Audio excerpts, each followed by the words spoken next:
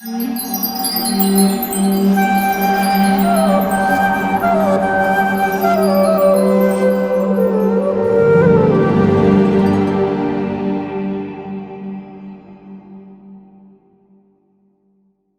evening, my name is Siddharth Hosangadi.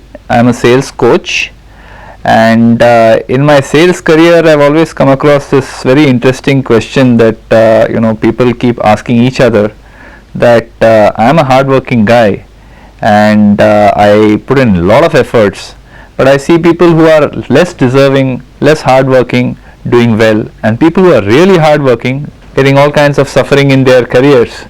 So today we are having Chaitanya Charan Prabhu here with us, and we're going to be discussing on this topic about why do bad things happen to good people. So this is something that many people ask, and I felt it will be interesting to hear from Chaitanya Charan Prabhu about what he believes from a spiritual standpoint. Why do bad things happen to good people? This is a very difficult question.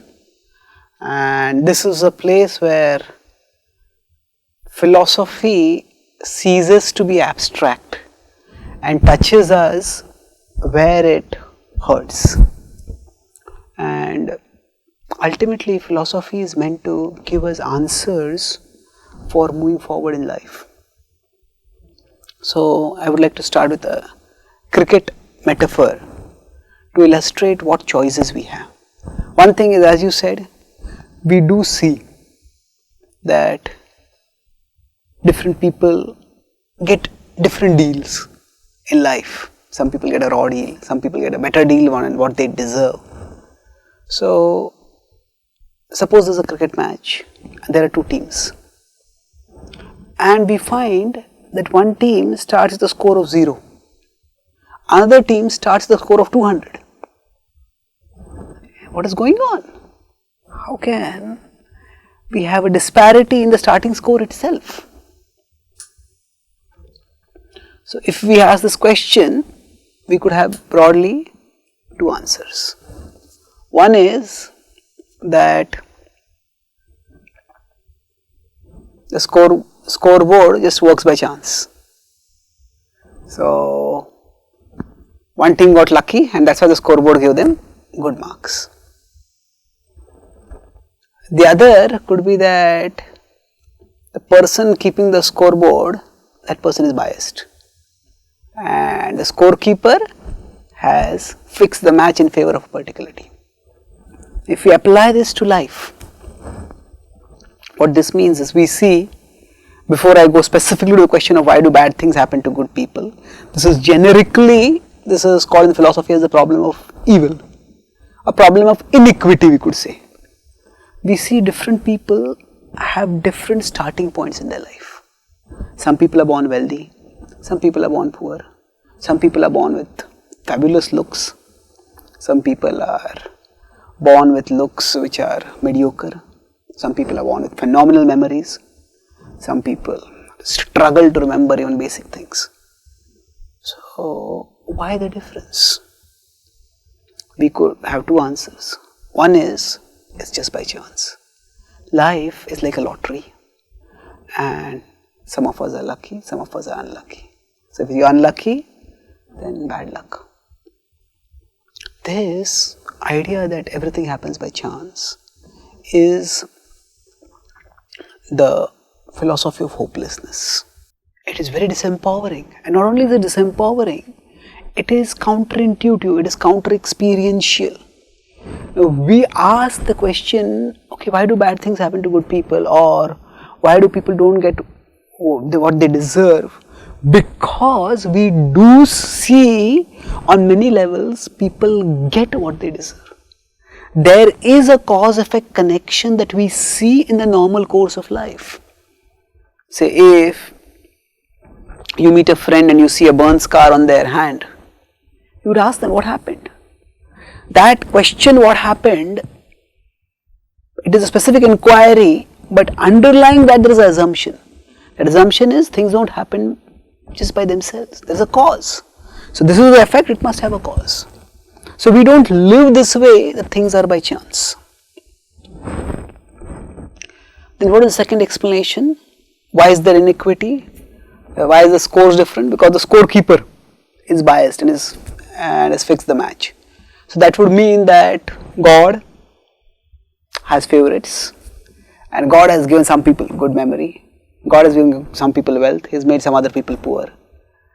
Now this is actually even more difficult to accept, because if God is partial, how are we to even respect such a God, or to speak of devote ourselves to Him? Somebody may say that, oh, God's intelligence, God's wisdom is greater than ours, is different from ours. Yes, God's wisdom is different from ours, that's true, but His wisdom should be different in terms of being better, not worse. It's kind of a discrimination if we see God doing. Somebody says this is a test by God. But then again that raises the question, the problem is not of testing, the problem is of differential testing. If after a class, after a subject, a teacher conducts an exam and gives different question papers to all the different students, students won't ask why the exam is there, but why the different papers. So even the idea that this is an exam from God, that also doesn't make much sense, because it's differential testing. Some people have it easy in their life, others have a lot of difficulties in their life.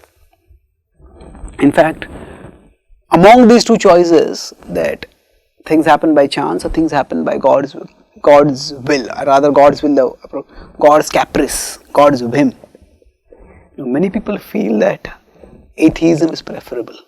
Not because atheism is the better option, but rather atheism is the least among the two bad options. But could there be a third alternative? If we see that one team has a score of 200, the other has a score of 0, might it be that this is second innings of a match and one team has got a lead from the first innings, and that's why they got 200 over here? So the way we reconcile God's just nature with the inequities of life is by understanding that this is not our first innings. We have been through many lives in the past, and our starting point in this life, as well as the major events that happen in our life, they are results of what we have done in the past. So God does not discriminate, He reciprocates. So there is cause-effect correlation, and where we are right now, what we get right now, is a result of what we have done in the past. So when we say bad things happening to good people, that means that, or people not getting what they deserve, that simply means that what we are doing now, if we are doing good, we will get the results of that, but not now. Some of the things which we have done, which are less than good from the past, some of those reactions may catch up with us right now. And there is a cause-effect correlation in life, and if we do good, we will get good. But it may not be immediate. Okay, so that's an interesting analogy you gave there about the second innings of our life. Now, related to this, I had a question that at least in a cricket match, both the teams know that there was a first innings, and in the first innings somebody played better than me, that's why they have this lead. Whereas in life in general, not too many people have the luxury of knowing that what I did in my previous innings, and why should I suffer for something that happened in the past? I have, why should I suffer for it now? Why wasn't I made to suffer for that at that point of time? Why should I suffer in my next innings? Why not in the same innings? Yeah, valid question. If we consider action and reaction to be like a seed and the crops that grow from the seed, or whatever trees, fruits come out of the seed, we see even in nature that not all seeds fructify immediately. So if I sow some grains, they may fructify, they may have a harvest after 2 months, 3 months. If I sow some fruit seeds, they may take 3 years. Some fruit seeds may take even 10 years.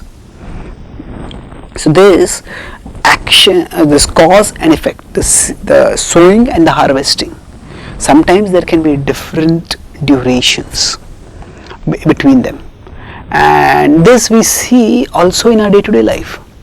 So if I put my hand in the fire, the reaction is instantaneous, but if I eat 6 ice creams on a cold night, I may feel this is delicious, I may think, but the next morning I will have a ruined throat.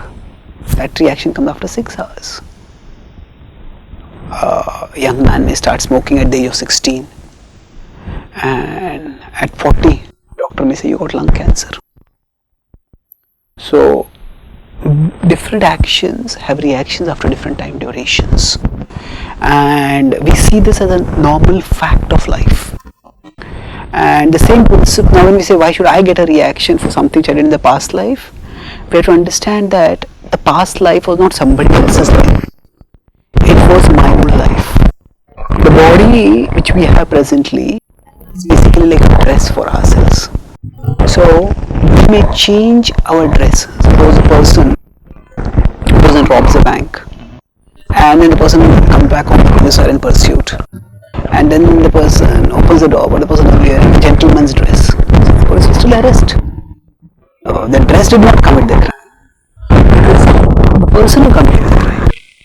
So from the point of view of the principle of karma, the lifetime doesn't matter, because the person, the doer is the same. So why not in the same lifetime? Because going back to the harvesting example, the seed to grow, it requires a whole set of circumstances. So similarly in the Mahabharata there is a story where Dhritarashtra asked Krishna after the Kurukshetra war, Krishna, I had 100 sons, and all of them perished in this war. Why couldn't one son be spared? So Krishna answers, 50 lifetimes ago you were a hunter. And as a hunter, well, you tried to shoot some birds, but when they eluded your target, they dodged the arrows, you went in a fit of rage and you started destroying their nests. And in that nest there were 100 birdlings, baby birds, and you ruthlessly killed all of them. And the mother bird and the father bird, in agony, seeing the slaughter of their children, because you caused those parents to undergo the agony of the death of their 100 children. Now you had to undergo the agony of losing your 100 sons. Dhritarashtra became pensive, and then he asked, but then why did it take 50 lifetimes? He said, you needed to do punya, you needed to do piety for 50 lifetimes, so that you would have enough piety to get 100 sons in one lifetime. And then you got the reaction. So we may think of simply action, reaction as straightforward correlation, but there is much that goes on for a particular reaction to come at a particular time. And that's why there may be a different time lag for different actions to produce their reactions. Now again, for a person to accept that I am suffering because of what I did in my previous lifetime, answer the question about why there is a time lag. While Dhritarashtra had the luxury of Lord Krishna answering his question, about what he did 50 lifetimes back, most of us don't have, a logical answer to these questions. Most people tend to think that I am doing very good in this lifetime, but I am being made to suffer for something which I did in the past, and I don't know what I did in the past. I have no knowledge of it. I have no memory of it. But still I am being made to suffer for it. So how do we understand this?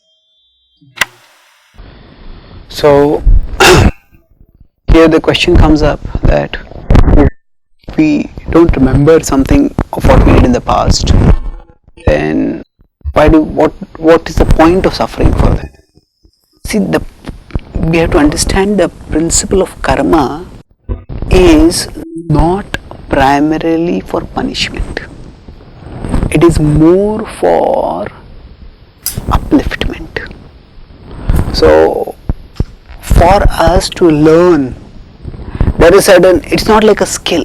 You are riding a cycle in a particular way, and no, if you ride the cycle like this, you will fall. If you ride a cycle like this, you won't fall. That's basically a skill. But when we talk about karma, that's not so much of a skill, it's more of an innate learning. So for example, right now I'm speaking to you. Now I can speak quite fluently, but if somebody asks me, when did you learn the alphabet? I may not remember that. When did you speak your first sentence? I may not remember that. The fact that I'm speaking right now means that I learned my alphabet sometime, means that I learned to speak my first sentence sometime. But I may not remember that. So all that learning has got assimilated inside. And it is coming out in my speech right now. But it is not within my conscious recollection. So just as there is conscious learning, there is subconscious learning. So the principle of karma is not so much, the purpose is not punitive. You did this wrong, this is why you should be punished for this. There is a punitive aspect to it, but the primary purpose is elevating. So when we do something which is unworthy, we get the reaction for that, and at a subconscious level the learning happens. Subconscious level we start, oh, this is not what I should be doing. This is what I should be doing. And overall, the reason for our not being able to remember what we did in the past life is that we are meant to have a fresh beginning. We would be agonized if we were to live in a perpetual flashback. So if I just get up and I walk and there's some water over there, I slip over there, and then why did I slip over there? Was it because of some bad karma that I did in the past, or what was the bad karma? So if we start going into the why of everything in our life, we will not be able to live in the present, we will not be able to prepare for the future. In a perpetual flashback mode, we will not be able to function at all. I'm driving a road and somebody cuts me. I'm driving a car. Okay, what should I do right now? That's the important thing. Maybe in a previous life I cut someone. Okay, when was that? What was that? Who was I? If we start remembering all our previous lives, we would not be able to function in this life.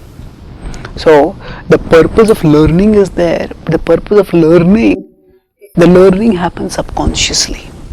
The point is to, from this point onwards, know what is right, inquire and make the right choices. That's why the principle of karma is more for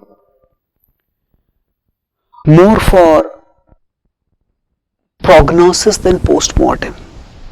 That means whenever anybody is suffering, at that time nobody makes them feel guilty by saying you are suffering because of your past karma.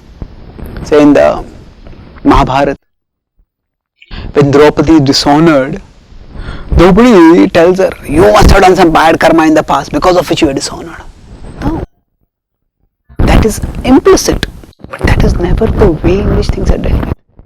When we are interacting with each other, we are meant to function based on this life's actions. So from this life's perspective, it was horrendously wrong for an honorable woman to be dishonored like that.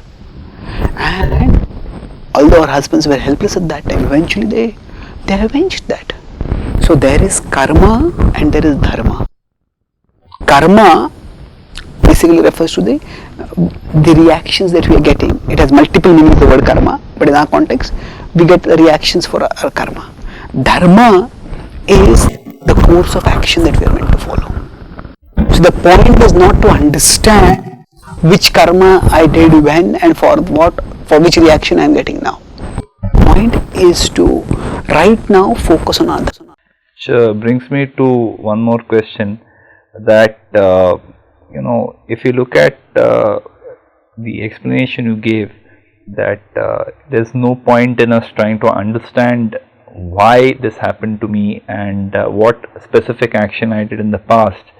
I have to just kind of reconcile that it's because of some bad karma I did in my past life, that's why I'm suffering, and somebody else who seems to be apparently a bad person but is enjoying like anything is because of probably some good karma they did in the past.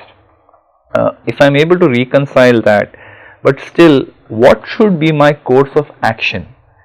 Even if psychologically at a mental level I'm able to reconcile this, what should be my course of action to ensure that I'm not affected by the vagaries of karma going forward? Is an empowering understanding.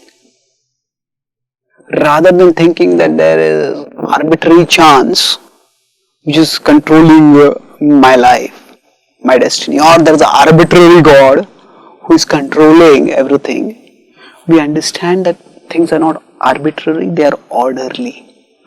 And by my present choices, I can create a brighter future for myself. So the understanding of karma is at multiple levels. As I said, every time the focus is not on what was done in the past. The focus is on what I am meant to do now. And for this purpose, the understanding that our actions produce reactions, that is empowering. And the mood of the Bhagavad Gita, say for example at the end of the Bhagavad Gita, what is Arjuna's mood? Karishye vachanam tava. Arjuna understands the principle of dharma. The Bhagavad Gita starts in 2.7. He's asking Arjuna that he's asking Krishna, Pruchhami tvam dharma sammuna cheta. I want to know what is dharma. And by the end of the Bhagavad Gita, 18.73, he states that Karishye vachanam tava, I will do your will. So the point is not to go into an elaborate analysis of who has done what in the past. The point is that karma means we have the power to create our future. And whatever we may have done in the past, actually by our right choices right now, not only can we create a positive future, but also we can minimize the effects of the past. The knowledge of karma helps, actually karma is a philosophy which is a part of the broad wisdom of the Bhagavad Gita. The Bhagavad Gita is a book of bhakti. And there are 4 levels at which we can be benefited through the knowledge of karma and through the knowledge of bhakti, of which karma is a part. First is that we understand that I have to be prudent in my choices now, and that will create a positive future for myself. Second is the process of bhakti also purifies us.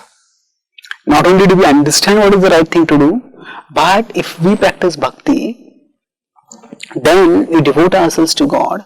That devotion gives us a high access to a higher happiness. It increases our inspiration to do right. So not only the knowledge of doing right, but also the purity to be able to do the right thing, that also develops. The third is that whatever reactions are going to come, they also get minimized. In the Bhagavad Gita, in another concluding verse, Krishna says, Aham tvam sarvapapebhyo mokshayishyami ma shucha. I will free you from sinful reactions. So just as in a court, a person might have been sentenced to 20 years in prison. But the purpose of the judge is not just to sentence the criminal to prison. The purpose of the judge is to reform the prisoner. So if they see that the prisoner is behaving very well in the jail, they may reduce sentence from 20 years to 10 years. So same way, if we start making healthy choices now, aham tvam sarvapebhyo mokshayishyami, the reactions can also be minimized. And fourthly, we, by our spiritual growth, whenever reactions come, we can also tolerate them better. So it may be very hot outside, but if I come into an AC room, then I don't feel the heat, although the heat is there outside. So like that, most of the times when problems come in our life, the problems are there, but what hurts us more than the problem is our resentment for the problem. And if we have a spiritual orientation, then we get substantially freed from that resentment. And that we can turn our thoughts to a higher spiritual reality. We can focus our thoughts on God, we can meditate, we can pray, we can worship, and through this, when we spiritually redirect our thoughts, whatever sufferings come, they can also be substantially minimized. So in these 4 ways, by giving us knowledge to choose the right thing, the purity to do the right thing, by giving us the grace by which the reactions are minimized, and by giving us the fortitude to the redirection of thoughts by which we can minimize the inevitable reactions that come, we can actually create not just a better future for ourselves, but even a better present for ourselves through the knowledge of karma and bhakti. Thank you very much. That was a very insightful answer. Hare Krishna. Thank you. Happy to be of service. Hare Krishna.